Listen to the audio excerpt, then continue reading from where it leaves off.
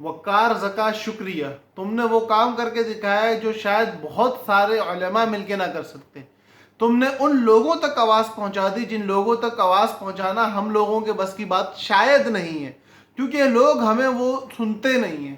آپ کو جو لوگ سنتے ہیں وہ ہمیں نہیں سنتے، اور آپ نے ان لوگوں کے سامنے بیٹھ کے اس ترتیب اور طریقے کے مطابق بات کی ہے کہ جو کرنے کا حق تھا۔ اللہ نے اپنے دین کی سربلندی کے لیے کسی عالم کا انتخاب کیا ہو، یا کسی عام راہ چلتے انسان کا انتخاب کیا ہو، یا کسی سوشل میڈیا کی سیلیبریٹی کا انتخاب کر لیا ہو، یہ اللہ کے کارخانے ہیں، اللہ کا کام ہے۔ میرا اور آپ کا اس میں کوئی اختیار نہیں ہے۔ اس بندے نے، اس مرد مجاہد نے جو یہ حرکت کی ہے، جو اس نے ایک انٹرویو لیا ہے ایک قادیانی اور دوسری طرف ایک مولتب کو بٹھا کے اور اس کے اپنے ریویوز دیے، اور ان ریویوز کی وجہ سے اس کو ٹھیک ٹھاک نقصان اٹھانا پڑا ہے۔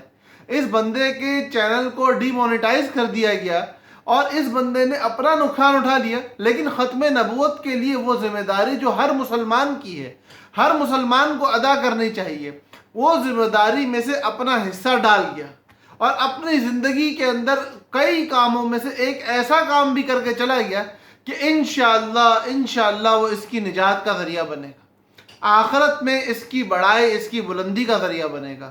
اللہ پاک اس بندے کی زندگی سے اور خیروں کو پھیلائے، اس کو خیروں کے اندر اور زیادہ حصہ ڈالنے کی توفیق دے، اور زیادہ آگے بڑھ کے دین کا کام کرنے کی توفیق دے۔ اللہ پاک اس طرح کے لوگوں کو اور آگے آنے والا بنے۔ کچھ عرصہ پہلے خلیل الرحمن قمر صاحب نے اسی طرح کا ایک کام کیا، اب بھائی وقار زکا نے کام کیا ہے۔ وقار زکا کی زندگی میں کیا ہوتا ہے اس سے ہمارا کوئی تعلق نہیں ہے۔ وقار زکا سوشل میڈیا پہ کیا کام کرتا ہے اس سے بھی کوئی تعلق نہیں ہے۔ ہم یہاں کسی غلط چیز کو، کسی غلط کام کو انڈوز کرنے کے لیے نہیں، لیکن جب ایک بندے نے صحیح کام کیا ہو تو اس کو اپریشیٹ کرنا، اس کا شکریہ ادا کرنا، ختم نبوت کی ذمہ داری ہم میں سے ہر ایک کی پوری پوری ہے، اور اگر کوئی ایک بندہ ہم میں سے باقیوں کی ذمہ داری ادا کرتا ہے تو ہمیں اس کا شکریہ ادا کرنا چاہیے۔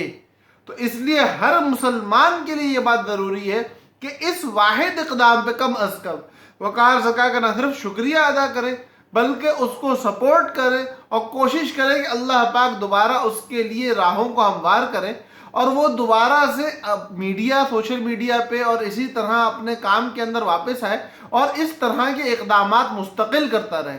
اللہ پاک اس کو اپنے دین کی سربلندی کے لیے، دین کی محنت کے لیے ضرور استعمال کرے، اور اس کی زندگی میں جو ایسے کام آ چکے ہیں جو اللہ کی ناراضگی کے ہیں، اللہ پاک ان میں اس کی اصلاح فرمائے۔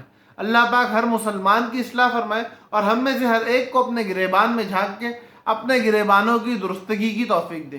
اللہ پاک ہم سب کا حامی و ناصر ہو۔ السلام علیکم ورحمۃ اللہ وبرکاتہ۔